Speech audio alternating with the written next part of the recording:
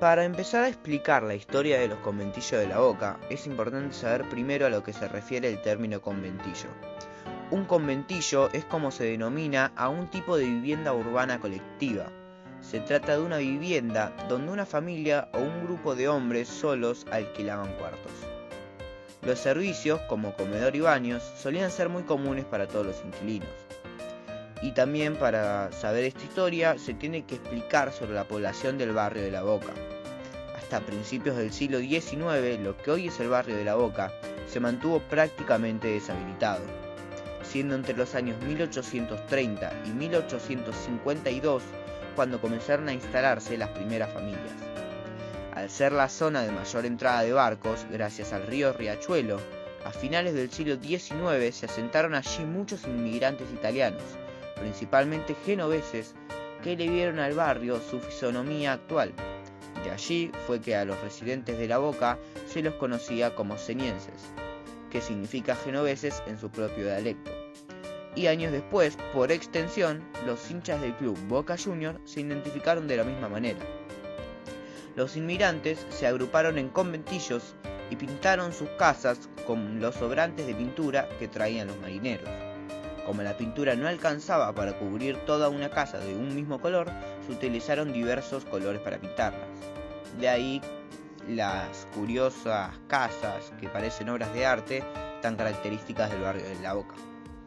Los conventillos de La Boca se caracterizaban por ser construcciones de chapas de metal, acanaladas, montadas muchas veces sobre pilotes o cimientos altos debido a las frecuentes inundaciones.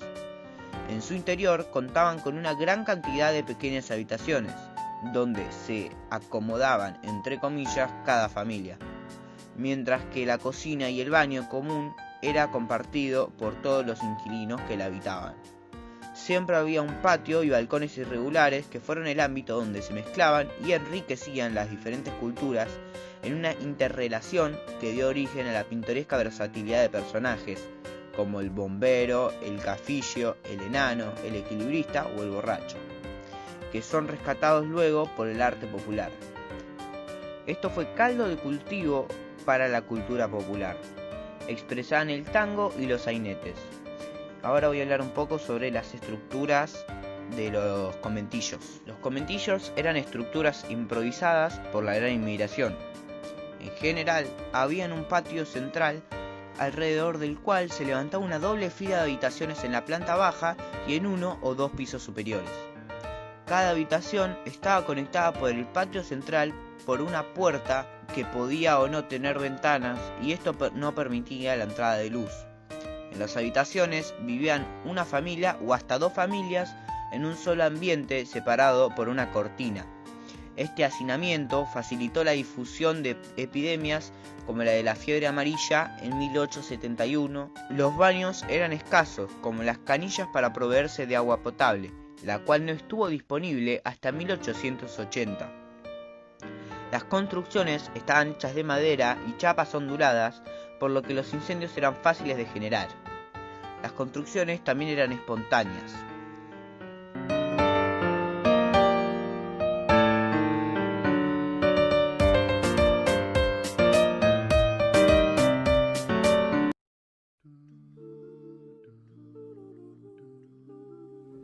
El antiguo hotel de inmigrantes fue construido en las inmediaciones del embarcadero del puerto de la ciudad de Buenos Aires a principios del siglo XX. Fue construido con el objetivo de recibir, orientar, alojar y ubicar a los inmigrantes que en ese momento arribaban desde Europa u otros lugares al principal punto de ingreso de la Argentina. En 1888 comenzó a funcionar el conocido hotel de inmigrantes llamado Rotondo por su planta casi circular. El hotel de inmigrantes, que luego reemplazó al Rotondo, se empezó a construir en 1906 hasta 1911. El hotel de los inmigrantes llegaba para solucionar un problema estructural serio: alojar a las grandes oleadas inmigratorias que arribaban a la Argentina de manera creciente desde la década de 1870. Para 1911, esta pequeña ciudadela ya contaba, entre otros elementos claves, con el desembarcadero, que actualmente permanece prácticamente igual, la oficina de trabajo, una sucursal del Banco Nación y un hospital.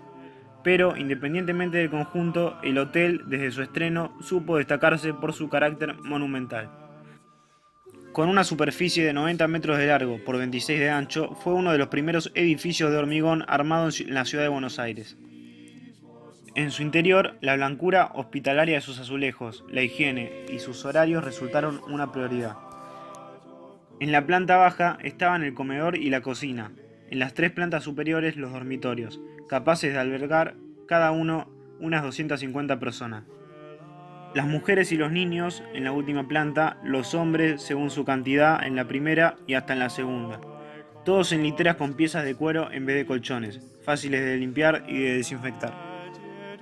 El volumen de la inmigración, constante desde mediados del siglo XIX hasta finalizado el primer cuarto del siglo XX, significó en términos demográficos que la población argentina se duplicará cada 20 años. Según el censo de 1914 del INDEC, los nacidos fuera de la Argentina representaban un 30% del total de la población argentina. En el censo de Buenos Aires del mismo año se descubrió que más del 60% de la población eran inmigrantes, en su mayoría de origen europeo. Hacia 1895, la población argentina que vivía en centros urbanos alcanzaba el 42%, y para 1914 había superado la mitad de la población, llegando al 58%, una tasa superior a la de cualquier país europeo con la excepción de Reino Unido y los Países Bajos. Esta relación se debía en buena medida a los inmigrantes. Frente a su participación de un 30% en la población del país, en Buenos Aires eran el 50%, 1.000.000 de los 2 con los que contaba la capital. Y en otros núcleos urbanos del país llegaban a ser 4 de cada 5.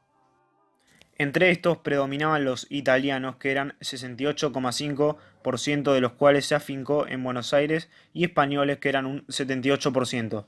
La distribución se reflejaría en la estratificación social futura de la nación.